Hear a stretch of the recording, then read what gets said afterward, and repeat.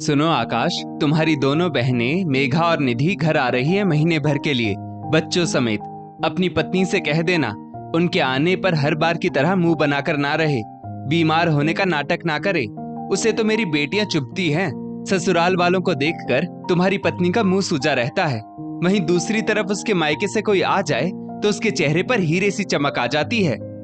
सविता जी अपने बेटे आकाश से बोले जा रही थी। सविता जी की बहू मानसी अपने काम में लगी थी। उसे पता था कुछ भी बोलना अपना ही सिर फोड़ने के बराबर है। अरे मम्मी, मैं भी तुमसे कुछ बात करना चाह रहा था।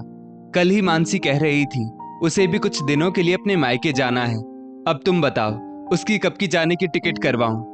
आकाश ने सविता जी से कहा। क्या रखा है उसके मायके में जो हर साल बच्चों को लेकर वहां जाने की जिद करती है? एसी तक तो है नहीं उसके मायके में।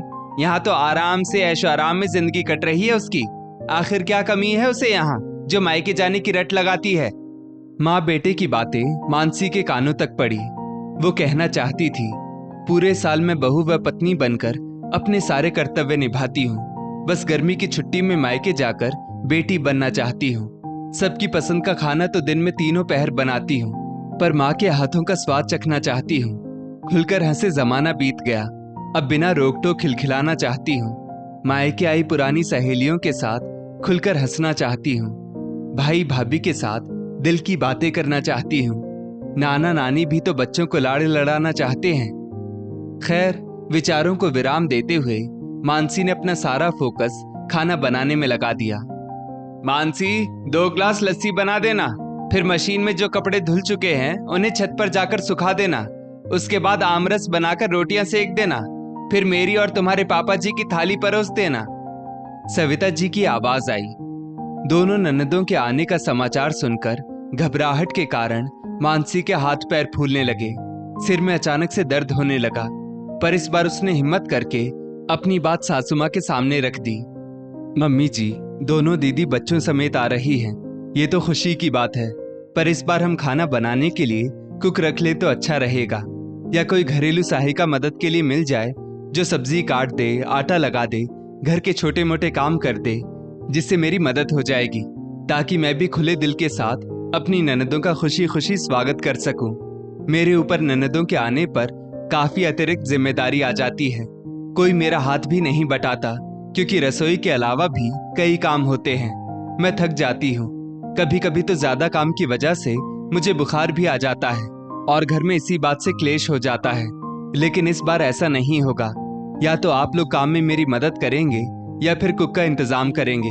हमारी आर्थिक स्थिति ऐसी है कि हम बाहरी मदद ले सकते हैं, मानसी ने स्पष्ट रूप से कहा। ये क्या तमाशा लगा रखा है? तुम्हारे बाप ने क्या करोड़ों का दहेज दिया है जो हम उसके ब्याज से तुम्हारे लिए काम वाली रखें? और हमारे सामने कह रही हो बेटियों का आना तुम्हें बोझ लग रहा है? याद रखो, ये घर हमारा है, तुम्हारे बाप ने दहेज में नहीं दिया। इस घर में जब चाहे हमारी बेटियां आ सकती हैं, जितना मन चाहे उतने दिन रुक सकती हैं। सविता जी ने गुस्से में कहा। देखिए मम्मी जी, अभी तक दहेज में घर देने का रिवाज तो नहीं बना है। घर का सामान देने का जरूर रिवाज है। बहू के लिए रहने का इंतजाम तो ससुराल वाले ही करते आ रहे हैं। मैं तो चाहती हूँ दीदी लोग जरूर आए, पर हर वक्त मुझसे फरमाइशें ही नहीं, मुझे अपनेपन का एहसास भी कराएं। काम में मेरी थोड़ी मदद भी कर दे। आप लोग क्यों नहीं समझते मेरे ऊपर काम का बोझ कितना बढ़ जाता है? आपकी बेटियां हर बार पति पत्नी में, सास बहू में लड़ाई करवा कर जाती हैं। मानसी ने कहा। अब मैं बताऊं तुम क्या करती हो? ननदों को मान सम्मान दे दोगी तो तुम्हारा क्या बिगड़ जाएगा? बस ननदों के आने के बाद अपना काम निपटा कर अपने कमरे में चली जाती हो। हमारी बेटियों के दुख सुख से तो तुम्हें कोई वास्ता ही नहीं रखना। सविता जी ने कहा।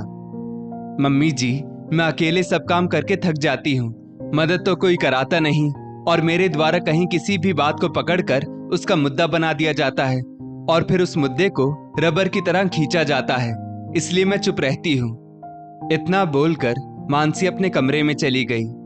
अगले दिन सविता जी अपने घर के बाहर टहल रही थी, तभी उन्हें पड़ोस में रहने वाली मधु दिखाई दी, जिसकी शादी को लगभग 10 साल हो चुके थे। अरे मधु, इस साल अब तक तुम अपने मायके नहीं गई? हर साल तो महीने भर के लिए जाती हो, वैसे कब जा रही हो मायके? सविता जी ने पूछा। इस साल नहीं जा रही हूँ मायके। आंटी जी, मेरी माँ इस दुनिया से क्या गई, मेरा तो मायका ही छूट गया। भाई भाभी अब मुझे वहां बुलाते ही नहीं। मधु ने कहा, अरे तो तुम सामने से चली जाया करो, उस घर पर तुम्हारा भी तो पूरा हक है। हक समझ कर जाओ और मजे से रहो, इसमें इतना क्या संकोच करना। सविता जी बोली, घर पर तो हक है, घर वालों पर नहीं, पर इस परिस्थिति की जिम्मेदार भी मैं ही हूँ। मैं शादी के 8 साल तक लगातार साल में 2-3 बार मायके जाती थी। मायके में कभी भी अपनी भाभी के साथ सम्मान और समझदारी नहीं दिखाई। मेरी माँ मुझे सिखाती थी, मायका मतलब बस आराम की जगह जहाँ काम नहीं करना पड़ता। मेरा मायके में दखलंदाजी करना भाई भाभी के रिश्ते में भी मनमुटाव का कारण बना। सबके साथ काम करके खाली होकर बैठने का मजा ही कुछ और होता है। ये बात हम समझ ही नहीं पाए। मेरी भाभी ने कई बार अपनी स्थिति हमसे कहनी चाहिए कि एक अकेला लगातार काम में लगा रहे और बाकी सदस्य काम में उसकी मदद ना करें, बस ऑर्डर पर ऑर्डर देते जाए। ये सही नहीं है। पर मैं और मेरी माँ उल्टा भाभी पर ही नाराज हो जाते, भाई से उनकी शिकायत करते, उनके मायके वालों को भला बुरा कहते। मधु ने सविता जी को बताते हुए कहा। सविता जी से कहा। सविता जी सोच में पड़ गई। ऐसा व्यवहार तो वो और उनकी बेटियां भी बहू से करती हैं। हाँ तो तुम बेटी हो उस घर की, मायके में भला काम करने थोड़ी ना जाते हैं, आराम करने घूमने फिरने जाते हैं। सविता जी ने कहा। हाँ आंटी जी, बेटी हूं उस घर की, मेहमान नहीं। पर ये बात समझने में मुझे समय लग गया। जब तक माँ पापा थे पूरी ठसक के साथ मायके जाती और भाभी को परेशान करने का एक भी मौका नहीं छोड़ती थी। छोटी छोटी बातों पर उन्हें टोकती थी, उनके हर काम में कमियां निकालती थी, हर बात पर हुक्म चलाती, हर बात पर दखलंदाजी करती। मैंने सास बहू भाई भाभी में गलतफहमियां पैदा की, इसलिए माँ पापा के जाने के बाद मुझे मायके कोई नहीं बुलाता। मधु ने अपना दर्द बताया। तो तुम्हें खुद से ही मायके चले जाना चाहिए, तुम्हारे भाई का घर है, हक से जाओ। सविता जी फिर बोली। अरे आंटी जी, 3 महीने पहले बिन बुलाए बच्चों को लेकर हक से गई थी, पर वहां का माहौल पूरा बदल चुका था। मेरे पास 2 घड़ी बात करने के लिए कोई नहीं था, क्योंकि अब माँ नहीं रही और भाभी पूरा दिन पहले की तरह काम में लगी रहती। उनकी आंखों में भी मैंने अपने लिए नफरत के भाव देखे। मैंने पहले मायके जाने पर घूमना फिरना, शॉपिंग सब माँ और सहेलियों के साथ किया। भाभी से तो कभी पूछा ही नहीं, क्योंकि मैंने उन्हें वो मान और इज्जत नहीं दी जिसकी वो हकदार थी। 2 दिन में ही मैं मायके से ससुराल वापस आ गई। भाई ने भी मुझे नहीं रोका। मधु ने कहा। मधु की बातें सुनकर सविता जी सोच में पड़ गई कि कहीं इन्हीं गलतियों की वजह से उनकी बेटियों का मायका भी खराब ना हो जाए। कुछ सोचकर उन्होंने घर में प्रवेश करते हुए अपनी बहू मानसी से कहा, मानसी बहू, बेटियों के आने से काम ज्यादा हो जाता है, इसलिए इस बार हम हमारी कामवाली को कुछ एक्स्ट्रा पैसे देकर ऊपरी काम जैसे घर की डस्टिंग, वॉशरूम साफ करना, कपड़े फोल्ड करना जैसे काम करवा लेंगे। रसोई के काम में मैं और तुम्हारी दोनों ननदें भी तुम्हारी मदद करेंगे, ताकि तुम भी घर के कामों से जल्दी फ्री हो सको और अपनी ननदों के साथ अच्छा समय बिता सको। शाम को हम सब साथ में घूमने जाया करेंगे। सविता जी बोली।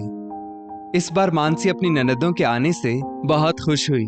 रोजमर्रा के बंधे बंधाए रूटीन में ढेर सारे बदलाव आए। कुछ विशेष बनता, कुछ गप्पे शप्पे होते, घूमने फिरने जाते, कई बातों में एक दूसरे की राय लेते, दोबारा कब मिलेंगे इस पर विचार होता। अब मानसी इंतजार करती अपनी ननदों से मिलने का, कुछ दुख सुख के पल साथ जी लेने का, कुछ दिल से आंसू बहा लेने का। सविता जी ने समय रहते अपनी समझदारी से अपनी बेटियों का मायका ताउम्र के लिए बना लिया। दोस्तों, शादीशुदा बेटियों को मायके में भाभी के साथ सम्मान, समझदारी और स्नेह के साथ रहना चाहिए। मायके वालों से रिश्तों में खटास अथवा मिठास बनाए रखना स्वयं बेटी के अपने व्यवहार पर निर्भर होता है। इस स्टोरी को लेकर आपकी क्या राय है, नीचे कमेंट करके जरूर बताइएगा और ऐसी ही और भी बेहतरीन वीडियोस के लिए हमारा पेज जरूर फॉलो करें। धन्यवाद।